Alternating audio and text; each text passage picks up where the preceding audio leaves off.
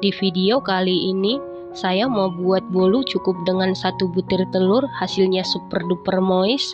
Kalau mau tahu cara buatnya, tonton terus, ikutin terus videonya sampai selesai ya.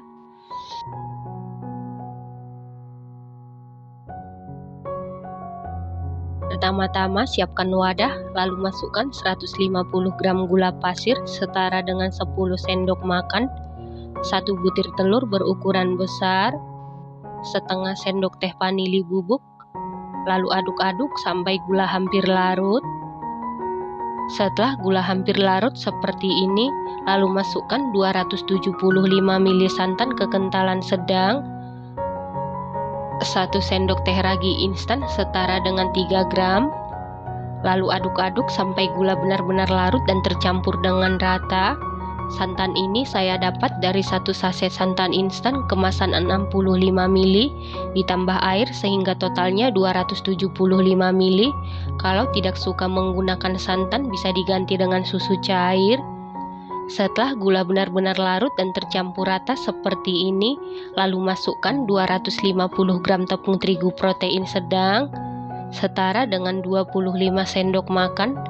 Lalu aduk-aduk sampai adonan licin dan tercampur dengan rata.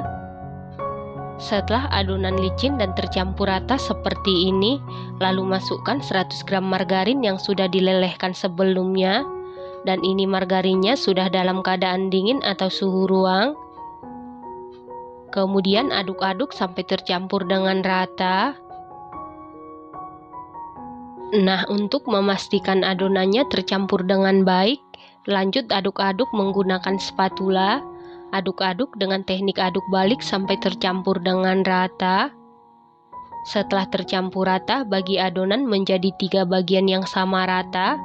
Untuk yang 1 bagian, tambahkan 1 sendok teh pasta coklat, lalu aduk-aduk sampai tercampur dengan rata. Yang 1 bagian, tambahkan setengah sendok teh pasta mocha, lalu aduk-aduk sampai tercampur dengan rata.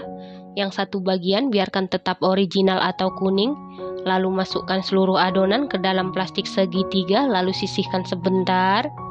Selanjutnya siapkan loyang, lalu olesi seluruh permukaan loyang dengan karlo. Loyang yang saya gunakan ukuran 18 x 7 cm. Lalu alasi dasar loyang menggunakan kertas roti.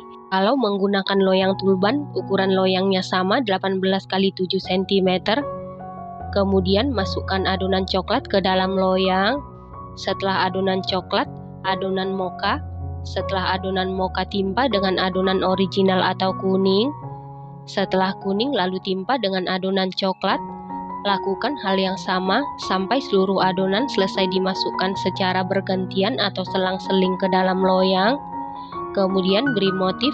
Untuk motif sesuaikan dengan selera masing-masing.